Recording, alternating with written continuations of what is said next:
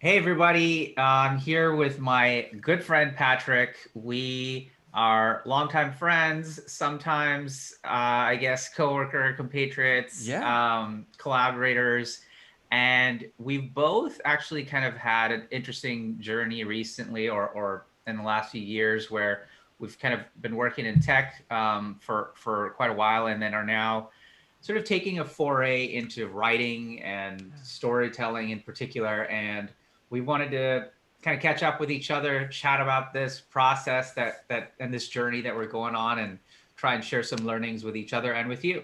So I am actually going to kick it off with giving Patrick a chance to kind of say hello first. And Yeah. Patrick, what I would love to hear, even though I know some of this, but for folks who are watching, tell us a little bit about yourself and sort of how you got to where you are today. Absolutely. What are you doing with writing and what are we going to be talking about on your end today? Yeah, absolutely. So I think, let's start with the present and move backwards because the present is the interesting part. Sounds good. So at the moment, as you indicated, I am trying to find my place in the world as a writer. Um, I have very aggressively gravitated toward fiction writing, which is never an aspiration that I had in my life until very recently. And more specifically, I've gravitated toward fantasy writing. And I think the reason why that is very, very accidental. My brother, a couple of friends during sort of the great quarantine of 2020, reached out and said, "Hey, Dungeons and Dragons seems to be a hot thing the teens are doing. Let's see if that's, and obviously I played during high school. I'm like, a white kid from the suburbs. Of course I played during high school. Um, and I said, yeah, absolutely. Let's play this game. Let's play a blow off, sort of piratey game, dumb puns. The captain in the game is Long John Copper, right? Like dumb pirate jokes. Um, the level of commitment that my players showed up with to character and craft and story was so revelatory Mm, that I was like, I need to share this with people. mm. And one of my favorite quotes about Dungeons and Dragons is that you can't tell people about your Dungeons and Dragons games. It's like try to tell people about your dreams. They have no context. They don't care. None of this is real. Um, I took that as a personal challenge. I took that personally and decided that I wanted to share that story with people, with anyone. Really, sort of my partner at the time mostly, but it has obviously since grown. Yeah. So, one thing that jumps out is it sounded like, when we think about, writing books or writing stories, we always think about, okay, I'm going to have this sort of plan and I'm going to know exactly what I want to Right. share. And then I have to have the conviction to share it before I write it. Yeah. You kind of have to, know why it is you want to put that out there. And it sounds, from what I'm hearing, you kind of got into it a little bit, and then you sort of met these characters Yeah. that appeared in your story, and that's what really gave you sort of the confidence, the conviction, or even the desire to really go and spread it out. Absolutely. I am the biggest proponent of improvisation as Mm, a sort of inciting force mm, for everything that I do. And mm-hmm. it's interesting that that like jumped out for you because you mentioned like how did you get here? Yeah. And I think that the through line kind of in my life has always been improvisation, right? Yeah. You and I have historically been technologists, right? Like we have done work together in startups, we have done work together in sort of early stage venture spaces. You founded companies, I founded companies. We've both been co-founders at companies. Um, and for me, going back even a little bit further, my sort of elementary, high school, and even a lot of my college education was in improvisation and theater. And I've always sort of gravitated toward that work. And part of the reason why I think I gravitated toward early stage technology specifically was because it's a highly improvisational space. You have to be making Mm, things up as you go along. You have to be listening to the dialogue. Every conversation with the customer is yes and yes and. mm, You have to be able to take these all of the impulses, everything that's sort of happening, all of the stimuli, and figure out like what's worth building on, right? What's worth understanding and like pulling into the world. And with my writing, like I think there's a lot of that same element where one of the characters in the initial novel, who's this foppish man, who's kind of a mystery throughout the whole book, and doesn't really get fully resolved until the end, was a dumb coincidence where one of my players was like, I try to rob the richest man in the room. And I, on the spot, had to come up with, like, who's the richest man in the room? And, 10 minutes later, they're like, okay, well, we've knocked him out because that's what happens in D&D.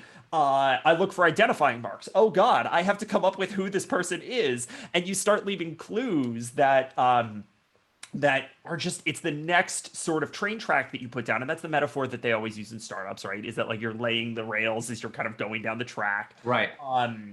It's exactly the same thing in sort of this improvisational storytelling. And so Hmm.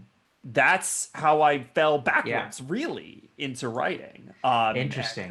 I love it. I love that framing and just sort of reminder of how improvisational, product development is, Yeah. especially in startups. I think it's something that it's one of those things that I probably did a lot, but didn't really think of that way. Yeah. And I think having that lens really does give you a little bit more freedom to Mhm. experiment and play. What I also think is interesting is you mentioned this earlier, but just the process for how these stories kind of came to you was driven by this game Mhm. that you are running and playing with your friends, which is just sort of it's a very interesting, Yeah. unique, process for a book. And I think, one of the things I think about a lot is, Mhm. how in all the creative endeavors that I'm doing, how can I encourage and facilitate play Yeah. more? And in in what you're doing, it's literally you're playing a game. You created a Yes. game that you wanted to play. You played it with your friends, and Yep. then a book has come out of that, Yeah. which is really it's really incredible. Yeah, I mean, first of all, thank you. Second of all, I agree. I think it's astounding to me, as well, that just like such a weird coincidence of factors led to a whole real, it's a whole fantasy novel.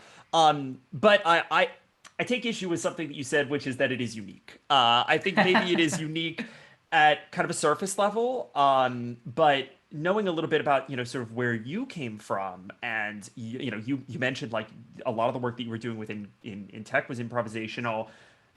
You hit on a word that I love, that is experimentation. And I think that under the hood, that's what's happening here, right? It's the freedom to just like do things, giving yourself that permission to do things and see what comes out of them. Yeah. And so I want to kind of turn that, just your initial question, sort of back on you and say like, what was your journey like? Because Yeah. I know a little bit, and I'm willing to bet it was probably just as experimental as mine was. Yeah, I think that's a fair point, and I think what's fascinating is that you mentioned something in there which I think about a lot, which is giving ourselves permission, which really means giving sort of trust in ourselves, and I think that is one sort of journey that I've been going on, where especially when I was building startups and writing code and creating products, there was a lot of desire for me to know, just to know what I'm doing, just to know how this is going to turn out, to know how to solve this problem. And I think that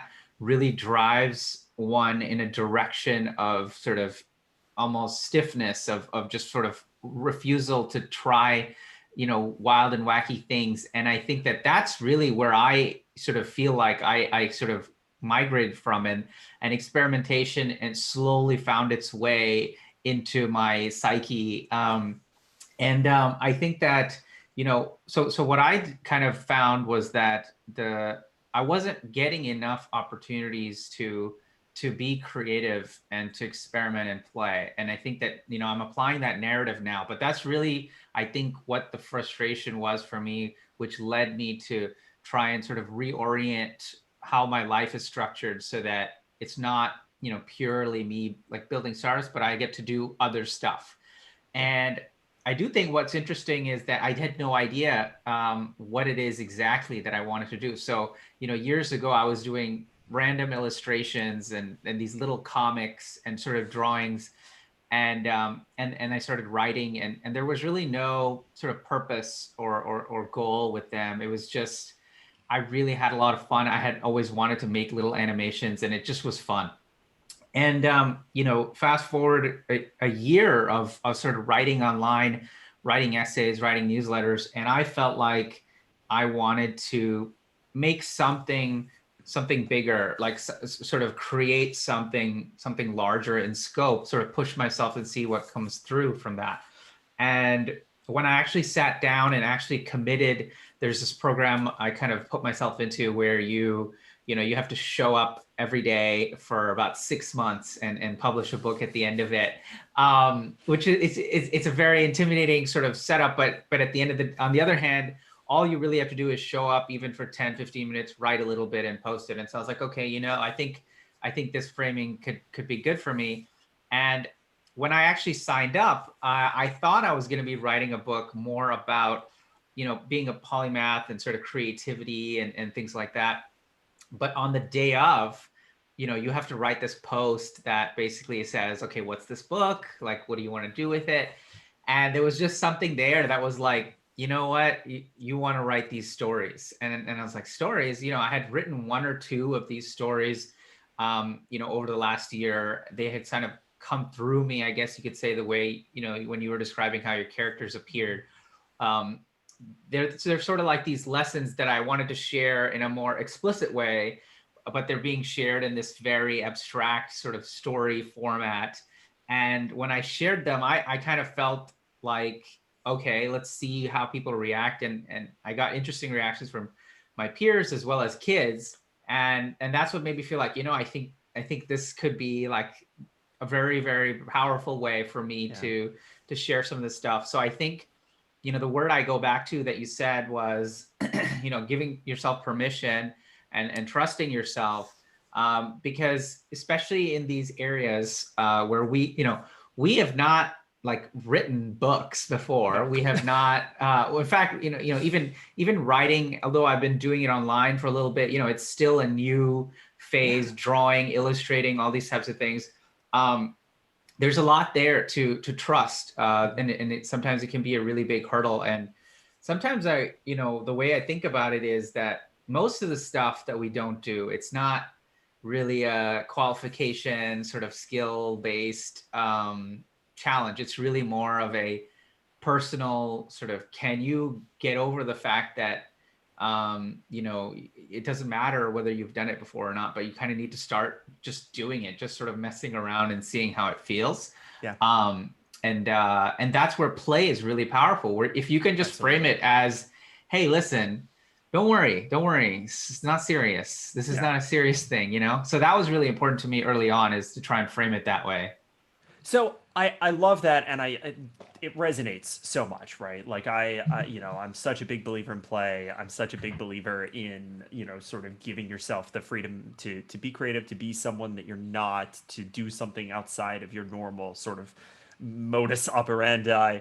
But it's interesting because you mentioned, that there were moments where you wanted to push this and you wanted to say, what if I could do a full length thing, and how do I make something that is, kind of more at least voluminous, if not necessarily substantial, than what than these experiments.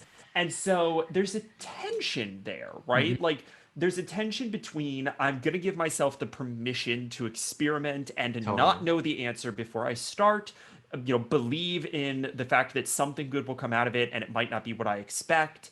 And I want something, right? Like, I have a vision for what I want it to be, and I want to execute on that vision, and they seem almost conflicted, right? How do you balance those things? I think that's like one of the most important questions, because it's so easy to fall into the extremes of either camp.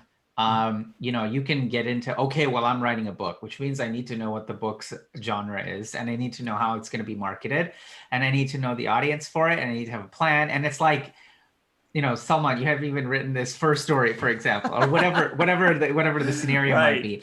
Right.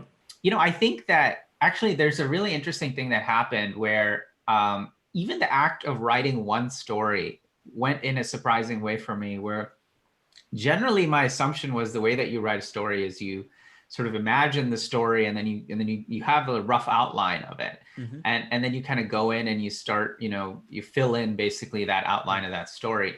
And what would happen with these, at least with the first one, was I would just have like a scene, and just sort of a rough blurry vision of, well, there's this one part where a tension happens, and I think the lesson of that, how it's resolved, could be this. That's kind of it. That's all I would have. And then I would write one scene in one day, and then write another scene in another day. And somehow Yeah. something would happen. And so I think what you're pointing out is, in that scenario, you're really not trying too hard to plan ahead of time, and Yeah. to bring something else out of it. But at the same time, you know, we want to write good stories, good as in Yeah. they have some structure, there is some tension, and some release, and so on and Yeah. so forth. And I think what's been interesting is that a lot of it, I will just say, like, I didn't expect it to happen, but when you apply that thinking every day, then each piece becomes pretty compelling by itself, which Yeah. which is very different. Like, so I guess another way to look at it is, if I had just been told, just go write a story, I would Right. have written the story, but the pieces within it, I mean, it's just this paragraph or that paragraph, who cares? Hmm. It doesn't make any difference. Yeah. But when you do each piece by itself, and you're like, I'm gonna make this a good piece. It's Yeah. like a brick, and Yeah. and then suddenly when people are reading the stories, they're like, oh, okay, each piece cares, and then somehow it works well together, I guess. I was talking with a friend of mine who, he also is sort of getting into the foray of Cool. actually screenplay writing, and Love that. he's never done it before. That's great. And he told me that he spent almost a year writing these, Hmm. and he didn't read any books or texts, about how to do Sure. this, and just did it. And eventually he learned this sort of intuition Hmm. of like what is and isn't work. So I think that's a key thing here is, we, at the end of the day, we do have to have, you're kind of going to be relying on your intuition a little bit. And if Yeah. it's and if you've if you've read a lot of stories that you love, you have a Right. sense for sort of what's okay, or what could be Yeah. improved, and Yeah. that's very important, and that helps, I think, guide you Yeah. as you balance how far am I going to go, or So many artists that I love and respect. The two that immediately jump to mind are Bowie and Prince have quotes that are, effectively good artists are people with good taste that then act upon that taste. And Yep. so I think that's really powerful. And I like it because it kind of lends itself to almost a direct answer to my question. Like, how do you keep these ideas of, I want to do a big thing, but I want the space to experiment with small things? How do you hold those two things that would otherwise be in tension sort of harmoniously? And I think that the answer is ultimately give space to all of it, right? Yeah. Like, verbalize, I want to write a book. And then verbalize, I'm going to continue to experiment and chip off little pieces and make those pieces as good as I can make them. And as long as you're aware of sort of ultimately like what you want to accomplish, Yeah. then you will be able to sort of intuitively imply that structure over time. Yeah. And then go back and refine it into something that makes sense within that context, as opposed to getting completely overwhelmed at the context up front and thinking like, oh, if I don't have six beta readers and market analysis and whatever done ahead of time, this isn't going to be a book worth writing. It's I'm going to write a book and I'm going to do that piece by piece, and at the end I will be able to figure out all of those other, sort of ancillary questions. That's right. That's I like that right. a lot. It's I, really good. I, I think the word, or the phrase you used, was making space. I think Yeah. it's super important. I've been writing this book of fables, Yeah. as primarily I originally was like, well, I know I can write these fables, so I guess it's going to be a collection of fables. But but somewhere in my heart, I did kind of imagine that it would be a story that connected these stories together. But I didn't know what that was, and if I sat down to try and do that, I think I would have had a hard time. Yeah. So I just kind of did how you described it, where I just kept writing the stories, but I left space somewhere in my mind or heart or whatever that, like, it would be nice if we had that. And then at some point, sort of a nugget of an idea for that just showed up. Right. Right. And so I think that is really important, is if you really do want that, there is some element of every day sort of willing it almost into existence of Yeah. like, okay, yes, I will have it. It doesn't Yeah. have to be perfect. I'm curious now, Mhm. I'm actually, I would say maybe halfway through this process where I've still got more stories to write and editing Yeah. to do and all this stuff. You're kind of further down the line, and you had gone through this process in a very, I want to commend your discipline of Thank you. how much, you really committed to it. Talk to us a little bit about sort of that process and where you're now in terms of looking back at it and in the Yeah. editing phase, or beginning to view it as a whole, now that it Absolutely. exists, really. Um, I think there are two big things that I sort of like to think about when I think about this process, because it happened very implicitly for me. It was not something that I sat down and said, I'm going to change my life in this way and I'm going to take on this new task. And it was just like, this was a good way to fill some time. And those two things that I like to think about are uh, Taika Waititi's method of writing, which I love and will describe momentarily, and again, revisiting this notion of giving space. And for me, it was very specifically giving space to a chronic illness that I have been struggling with for about Mm, 6 years now. yeah. And so for the former, which I adore, Taika Waititi is an absolute madman. When he sits down to write something, he writes it out in its entirety. You've heard this, I'm sure. Yeah. Um, Puts it in a drawer, comes back to it a year later, pulls it out, reads it again, throws it away, and then writes it from recollection. I do not understand how he can, in theory, right? You look at that, it's like, I don't understand how he could have the time to do that, and that's such Yeah. a wasteful process. But that's ultimately what I did for my book, right? Like, we Mm, played the D&D game, and I wrote out the little bits of dialogue, and we improvised, and I took notes, and we played through a bunch of stuff. Some was fun, some was interesting, some was boring. Sometimes that happens. And 9 months later, when I went to start writing the story down, I was able to do almost all of it from recollection through the filter of this is what mattered, right? mm, Like, this is what was important enough to stick with me for 9 months.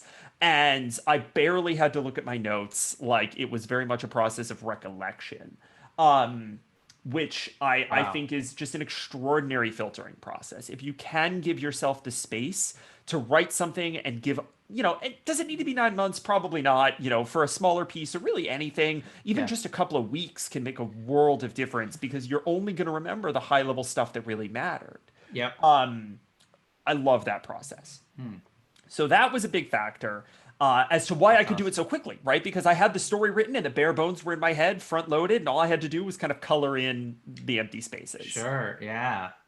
Um, then it was about finding the time to do that, and you know this about me, and I think I've mentioned this kind of publicly a couple of times that I have struggled with a chronic illness for kind of the past 6 years, and there's a lot of logistical time that's chewed up by managing a chronic illness, Mm, and I specifically have kind of fairly structured morning routines that are centered around medications that have to be taken within specific kind of timing to food. mm, Um, and for a couple of different reasons that ends up kind of blocking out an hour or two in my mornings where I am, sort of in between things. I can't meaningfully get started on my day, but I'm also not doing anything, kind of explicitly. And there's not a lot that you can fit into an hour or two constructively, right? Like, it's, you can punch out some yeah. emails maybe, but like, Yeah. you can't go into the office, you whatever, right? There's not a ton that you can fit into that space. If you can get 2 hours of writing in a day, like, you're halfway to Stephen King's minimum for being a great author, Yeah. right? Like, Yeah. you get a little bit more than that, you're pretty much there. And Yeah. so 2 hours a day, very consistently, I would just sit down and spend time writing because I loved it. And and I'm sure you feel the same way. It's just a joy to do. Yeah. And so in kind of giving myself this time and saying like, this is out of my control. This is a faction. This is a factor of my material circumstances. I might as well enjoy it, and I might as well do something that I feel good having done. I sat down and I did the writing, and in 4 months, you've got a draft, 80,000 words of a fantasy novel. In kind of just those two methods simultaneously. So Amazing. Amazing. I mean, I love so much about that, about those stories and those anecdotes. I mean, I think firstly, we both share a real love and respect for this sort of daily process. I as I've been writing this newsletter and these essays yeah, for a couple of years, but I never really had a daily process. It just felt like something I would do if, maybe a couple of days a week, and that made sense for that project. But for this book, it had more prominence and importance, and I really wanted to focus. And I was just amazed at, even if you show up, like, you tell yourself, the Seth Godin, like, show up for 10 minutes, and yeah, you show up for 10 minutes, but then, you sort of get into it, and that turns yeah, into an hour or 2 hours or more sometimes. And, and it's these little iterations where every day it becomes almost habit and routine, and you exactly. get amazed at how much further, at how far you really can go. So that's one part. I think the second thing that was wonderful was just sort of, the way that you looked, these challenges and obstacles and, difficulties of your life, your environment, and just looked them in the eye and said, okay, well, you know what? All right, we got to play. So I'm going to play this game, and Yeah, I'm going to do what I can. And it's such a inspiring thing to hear, because I think there are many different ways to look at a lot of these obstacles.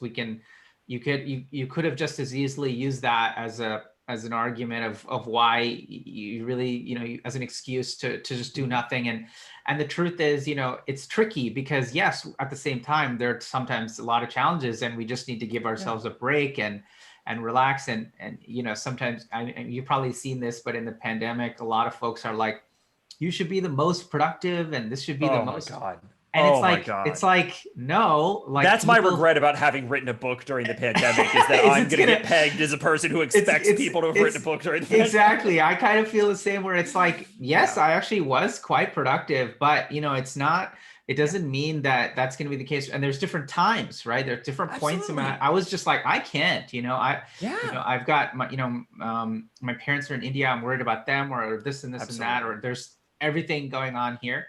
Yeah, So I think it's great to hear that story, and hear that story of overcoming, knowing how difficult, just from hearing and talking to you. And I think, the third thing that it makes me think of mhm, is, this idea of constraints, sort yeah, of creative constraints. yeah, And it works in so many different ways, but just keep telling yourself, all right, I got to do this, and it has to be within this, and somehow something appears out of us and is mhm, like, cool, all right, I got this, and we yeah. go in all kinds of directions. It's interesting.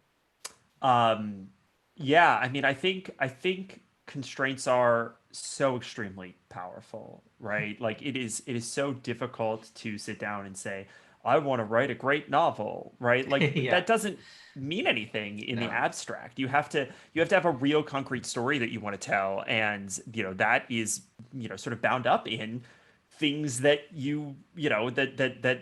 that are constraining, that are tying you down to specifics. Yeah. So so much of the stories that I've written have been because I made a dumb joke in a game session, and now that's reality in that world, and I have to hold myself to it, and then Yeah. I have to think like, oh, I've got to back justify that, and that leads to a really interesting story, right? Like those Yeah. constraints are extremely powerful. Yeah. And that's actually something that I wanted to, at least just briefly understand, like, how do you think about constraints? Because you don't have the structure that I sort of imposed on myself, right? Like, you're very open-ended in your more kind of fable work and the book that you're working on. How do Yeah. you think about that? I think the biggest way that it shows up is that, I'm writing these stories and I'm illustrating them, and I continue to sort of still write newsletters and essays and these notes and things like that. And so part of it is, what am I going to be focusing on, on this book at any given time? And I have to come up with ways to limit the burden, because what ends up happening is, whether it's for this book or other things, if I get myself too involved, I tend to be the person that will just go all out and sort of burn out on that. And then there's very little room for anything else. So actually drawing is a good example, and I can talk about that for a minute. So Yeah. Illustrating your stories it's a privilege. I'm like really thankful that I get to do it. I think that there are times where, there's a story I wrote where at some point it's these fables with animals, and there's a captain, which is a cat on a ship, and there's a turtle who's the pilot, and Wouldn't they know run anything it. about that. Yeah, they run into a wave, and the wave, there's a part in the dialogue where it's like, oh, it looks like the wave has eyes, and then the wave actually does, and I could draw that, and I Nice. drew that in a very specific way that I imagine, and so there's this ability to bring that to life. Mhm. Now, as much as I'm enjoying that, and I'm learning a lot about drawing, a lot about illustration and gesture and expression, and it has a whole web of areas where you can spend your whole life working on those, just like writing does. And so it's really important that I not. It's really important that I, come in and say, okay, well, we're going to work on this drawing today, maybe for this week, maybe for 2 weeks, but then we have to get back to the story writing, because it's like a muscle as well, Mhm. right? And you gotta, Mhm. and so I think, this has been another experience in sort of a few that I've had where I am forced to do, or not forced, but am doing many different types of things. So I have to constrain. So one thing I do with the writing is, like I mentioned, I do these dailies, and the scenes are actually quite short. They're usually only a few paragraphs, but it takes me an hour plus to write them, and I won't say they're like amazing, but they're better than, say, just a rough draft. They're Mhm.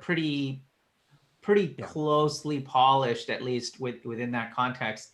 And then if it's a drawing, I'll do, the sketch of it one day, and then the outlining and proper shading one second day, and then Mhm. coloring the third day. Yeah. So, but I also have to pick very specific scenes to do it. So I have like three or four or something like that.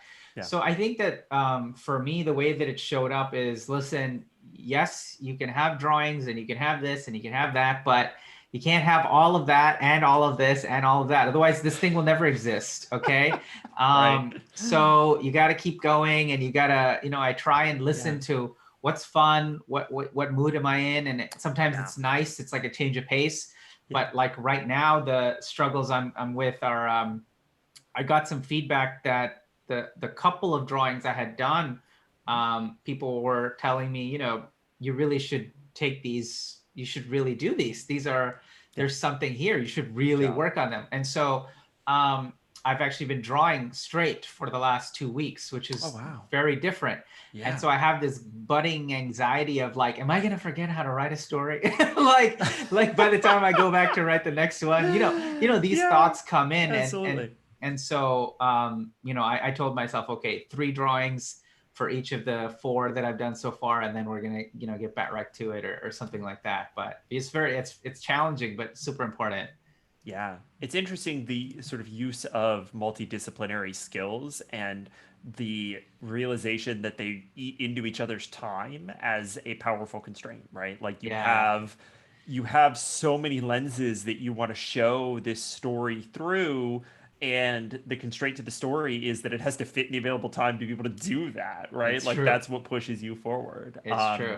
I like that a lot. I think that's really interesting. But I also think that it's clear that this is not a simple process for you, right? Like this is not something that you're like, oh yeah, it fits nicely into a schedule, and there's never any ambiguity, and I know exactly what I'm doing at all times, and No, definitely not. there's never any self doubt. I think there are lots of people, certainly many people that I've spoken with, who are in positions that maybe you and I have been in recently, right? As recently as even a year or so ago, where they have this career, this way of being that doesn't involve this creative exploration, that doesn't Yeah. necessarily involve the ability to write something that they consider to be meaningful, to write something that they consider to be imaginative. It seems out of reach for them. And I think that, when you talk about, oh, well, I've been working on drawing for 2 weeks straight, like that could be a very intimidating thing to just hear. I would love to know, like, what would you have told yourself 2 years ago if you had heard that line, right? Like, what would you tell people who are in that place that are hearing this line and thinking, I don't know if I could do that? Yeah.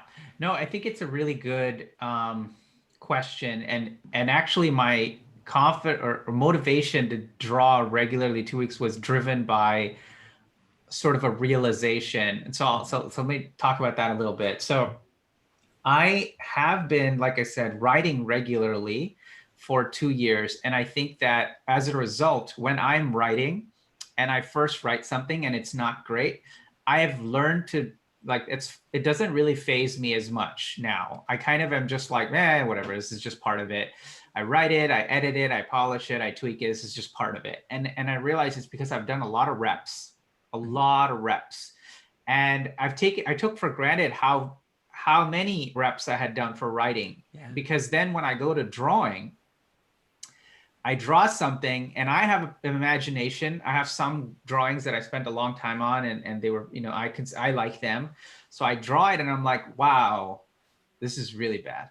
Like this is just like, what is this? Like, Yeah. and so there's a few things here. First of all, let's, you go back to taste. You Mhm. mentioned, Ira Glass talks about this. Taste is our Yeah. ability to know what needs to be changed. And so we shouldn't get discouraged by it. We should be encouraged by it because that means we know. So I can look at something and say, oh, it's the head shape is off, that's why. Or oh, the gesture is off, that's why. Or oh, the lighting is off, that's why.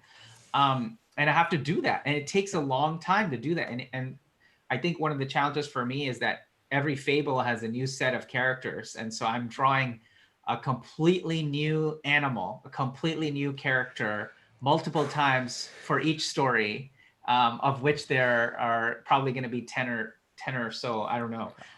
So I think that's hard. But here's what I realized: I I've been lucky in that I got to experiment and play with drawing, when I first started doing that a couple of years ago. However, it's been a very sort of casual, miscellaneous sort of process. And so I just haven't had the reps, Mhm. just haven't had the reps.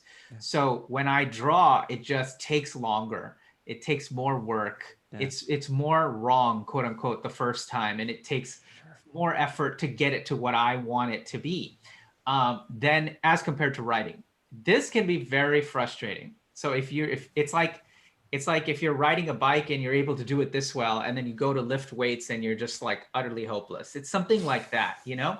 It's just sort of this weird frustration. And so Yep. um, I kind of told myself, and that's where that message, that feedback I got, they're like, no, I think you should really like Yeah. work on this because these could be something very special in the book. I know you Mhm. think that they're kind of the sideshow, but Right. these could be, no, we really like, please do more of these. And I Yeah. was like, Yeah. interesting. I had mentally thought of them as the sideshow, and that's how Mhm. much effort I had been giving them over the past 2 years. Mhm. Now, I looked in retrospect and I was like, well, okay, what if I had drawn every day or something for the last 2 years? I actually don't think that was possible. Yeah. I Because I focused on writing. And so in terms of advice, like I would not say, oh, if you're trying to write a book and illustrate it, you Right. should you should draw every day and write every day. I think instead I would say, recognize, or maybe earlier than I did, that you're going to have parts of your book that are going to be the things that stand out, but Mhm. that doesn't mean everything else should kind of be left by the wayside. You can still work on it. You just have to accept it's going to take more work. Like you Mhm. like I sometimes I feel actually the hardest part is that I can sit down and write 2,000 words, Mhm. in it, like you Yeah. can in a few hours, and I'm like, okay, there's something here. This is pretty decent. Yeah. With drawing, I could spend 2 to 3 hours on the face, just the Mhm. head of this unique, dog or wolf. And maybe it's like, okay, and it's just a face, but Yeah. that's very difficult for me, Sure. because you have to take in, okay, what's their character like? What kind of person are Absolutely. they? What's the expression? Are they a big, small, strong, wounded, old, young, all these things? Absolutely. And so, yeah, I think that if that's a good question, because one piece of advice I would say, it's okay to spend a day, 2 days, 3 days on the face, and just that Oh for yeah. one sketch. Yeah. Don't judge it the way you would judge volume of work of some of the other stuff. Because I had to kind of give myself that encouragement, because otherwise I was getting pretty discouraged, like, oh, this is drawing Yeah. is going to take forever and ever and ever and ever. Yeah.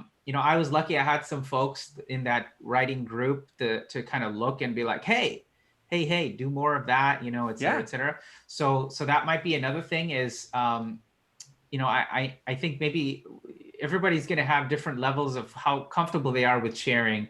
Yeah. But I did find that even by sharing a little bit with a few people, if they can Mhm. see the thing that you feel anxious about, they can help you have the Yeah. motivation. Because otherwise, I think what you said is, how did you manage to do 2 weeks of drawing in a row? It is very intimidating, and for me Mhm. even.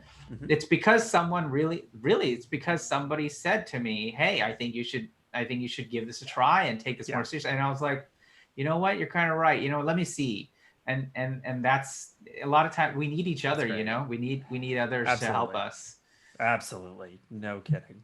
That's awesome. I love that. um yeah, I'm curious, Mhm. now that you kind of are where you are, and you've gone Yeah. through this process. Where do you see it going next, both for this book or yourself, like Yeah. when you've kind of arrived as someone who has written a book. Yes, that is um a thing that I could say about myself that is true. wow, like, what a thing. How, It's what wild. what does that mean for you now and tomorrow? How do you see Absolutely. that in fuzzy lens that you can? Yeah. I think in the super near term, and by that I mean like months, Yeah, hopefully. yeah. Um, my goal is the same as everybody else has finished a book. I'm hoping to find an agent. I'm hoping to sort of break into that world. I'm a big believer in self-publishing. I think there's a lot of power in it. Especially people who can kind of do cross-platform, sort Yeah. of cross-media work. But at the end of the day, I want this to be in the hands of the people who are going to the bookstores, and like Right. there's an kind of an artifact of it being tangible that is really valuable to me, and I think that an agent is sort of the first step, and career partner, et cetera, et cetera. So that's what I'm hoping for, and what I'm working pretty diligently for. I've been querying for about 3 months now. Mhm. But I think that in the bigger, sort of more abstract picture, I obviously want to continue writing, but I want to continue exploring this space. One of the things that they tell you about, carving out a niche for yourself in really any way, but certainly in creative endeavors, is like figure out your unique voice and your unique lens. And Yeah. while I certainly don't think that I have a lock on that, I feel very strongly that it gravitates around this idea of improv, as I sort of opened with this idea of, how do we create play spaces and systems to generate better stories with more depth, faster, in Mhm. more interesting, innovative ways? How do we embrace the non-traditional structures that leads, sort of us to? Mm. Um, how do we use it as a framework for giving ourselves permission to explore? So, for example, I've got on my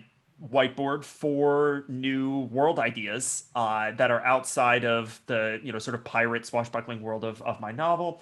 4 new world ideas that I want to explore in very small ways. So, a Wow, couple of cool. sessions with friends that range from magical realism in a big city to and complete, sort of what if Alice in Wonderland meets Game of Thrones kind of insanity. So, That's awesome. you know, uh, that kind of improvisation, that sort of play oriented, make it up as we go along, embrace the things we don't understand space is something that I feel really strongly about carving out kind of as my niche. And I feel very strongly about it in part because I think it's a more approachable way to write fiction. I think that, like you said, everyone thinks that you have to sort of have the entire world mapped out ahead of time in order to Yeah. be able to write a fiction story. Yeah. And I disagree. I think that the more that you're willing to leave spaces, sort of blank spaces on the map that you can color in later, the more you're going to give yourself a constraint system that will lend itself to the better story over time.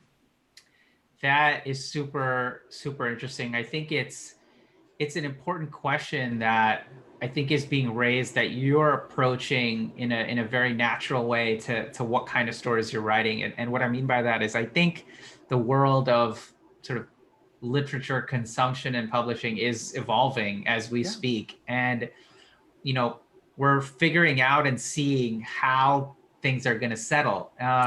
And in my own experience too, like there's, or my own, I guess, planning or plotting around this. There's, like you said, there's self-publishing, there's the traditional publishers, there's sort of new and interesting solutions Yeah. in between. I think this might be an area that receives quite a bit of change over the next decade. And Yeah. you know, it's interesting to take, lessons and an approach of improv and try and apply that to, rather than just thinking of it of how can I do what all people have done before in a slightly different way thanks to the internet. It's really more like, what can we do that just wasn't possible before, which is Yeah. what I really love about, the way you're talking about like improv actually being part of the media, part of the consumption, part of the experience itself. Hmm. um, I also think about, okay, I've got this, community where I write and I make these videos or whatever it is. It feels like if I'm creating something that should be part of that in some way. And I've been following some people who, they write books and they're sharing them in newsletters along the way. Anyway, I think there's sort of this whole sphere of interesting stuff around how you create books, how you create experiences around books and publishing that Hmm. could be a whole fascinating follow-up conversation. Yeah. If you are watching this video and you're really curious to hear more about the publishing journey that Patrick is going on, that I'm about to sort of go on very soon, we don't know what we're doing. We're trying to figure it out. And, we would love suggestions from people and guidance Yeah. and tips. But, Yeah. to be part of that conversation of, what are some of the interesting ways we can show up in this space and push things forward in a meaningful way. But yeah, I'm gonna pause us there. I think this was a really, really fun conversation. There's Was there one something you wanted to sort of share before we break off and to there's close that loop? one more Mm, question that I want to ask, yes, because let's do and it. I want to trade this one because I think it's really important. I mean, the whole conversation we've had so far has been about making space, and Mm, I I love the idea of just like putting out into the universe, verbalizing like what is it that you want. And yeah. so I have this one written down. The way that I framed this question was, what is your most frivolous ambition, kind of in your new life as you're going forward as a writer, as a creative person? Like what is the silliest thing, the most unlikely thing that you would love to see happen, that you want to put a name on it, put it out in the universe and see what comes back. I love this question. I mean, I'm gonna improvise it, and I Nice. will just say, I don't know how silly or frivolous it is, but I would love to be in a room somewhere someday reading stories that I wrote, and the audience has adults and it has children in it, and they both extract some kind of something different. So And good. that's just a picture that I have in my head, and I would love for that to be true someday. That's gonna happen for you. Like that one's not even like that's gonna happen for you. And I'm so excited for it. I'm gonna See, be in I that room. appreciate the faith. I cannot wait. I love it. How That's about you, man? How about you? Mine is more specific. Mine is more specific. Great. I want to be on Dimension 20. Oh, okay. I want to be a guest on Dimension 20. Dimension That's 20 awesome. is College Humor's actual play Dungeons and Dragons show. Wow. Wow. And it is somewhat unsurprising that actual play content like Dungeons and Dragons and the Adventure Zone helped me sort of reapproach this Mm, way of playing, and playing as a way to sort of arrive at kind of a more serious art form. And I think that Dimension 20 and sort of Brennan Lee Mulligan is the dungeon master, but also the entire cast that's on that show does such an extraordinary job of telling stories improvisationally and creating worlds mm, that people are genuinely enthusiastic about, and that make mm. them not only joyful, because a good good bit of fiction should always make your life a little brighter, Yeah. but also reflective and somber in places where that means something to people. And so Love it. I have no idea if it's ever going to happen, but that is my wish to the universe. I want to be a guest on Dimension 20 Listen, as Dimension the 20, I know you're watching this as it's just likely at this yeah, point. We have right. so It's many viewers. absolutely so many So viewers. We are the number just get one on it, man. channel for Brennan Lee Mulligan specifically. This is what he watches when he's not playing Dungeons and Dragons.